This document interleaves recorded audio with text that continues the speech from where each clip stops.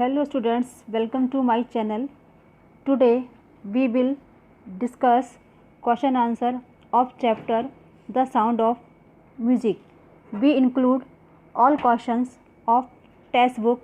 Let's begin. How old was Evelyn when she went to the Royal Academy of Music? Answer, कितने साल की थी वह जब एवलिन रॉयल एकेडमी म्यूज़िक के लिए जा रही थी? Evelyn was not even 17 when she went to Royal Academy of music. 17 साल की थी किंतु वह लग नहीं रही थी. Question number 2, when was her deafness first notice, when was it confirmed?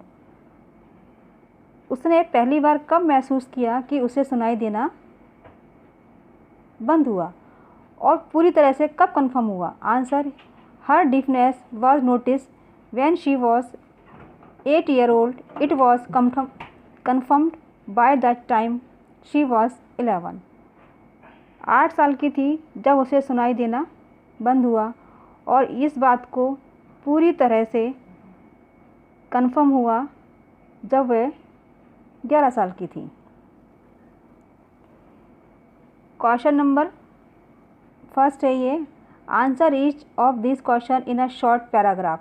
30 और 40 वर्ड्स में हमको जो आंसर लिखने हैं उसके. Question first, who help her to continue with music, what did he do and say? उसकी म्यूजिक में किसने सहायता करी और क्या करने को कहा? Ron forwards help her to continue with music, he support potential and said don't listen through your ears, try to sense it some other way. He began by tuning to large drum to different notes.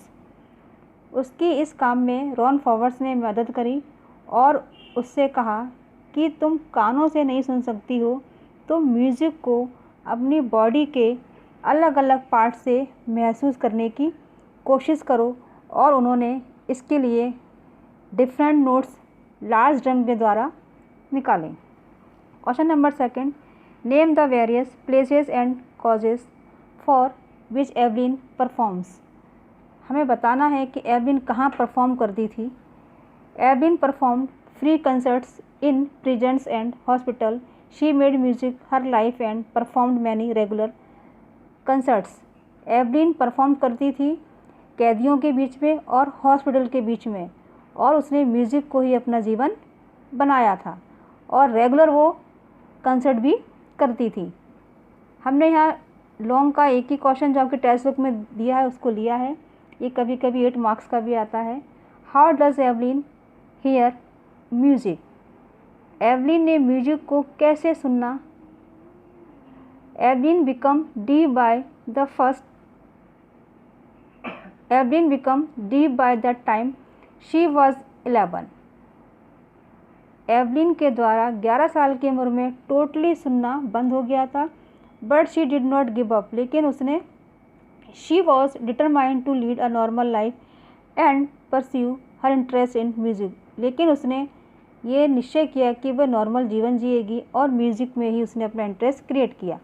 Ron forwards a percussionist supported her potential. He asked her not to listen through ears but try to sense in some other way. She realized she could feel the higher drums from the rostrum and the lower one from the bassdrum.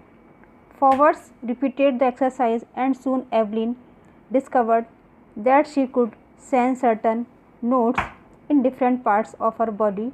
She learned to open her body and mind to sounds and vibration. She herself explained, it pours in through every part of my body. It tingles in the skin, my cheekbones and even in my hair.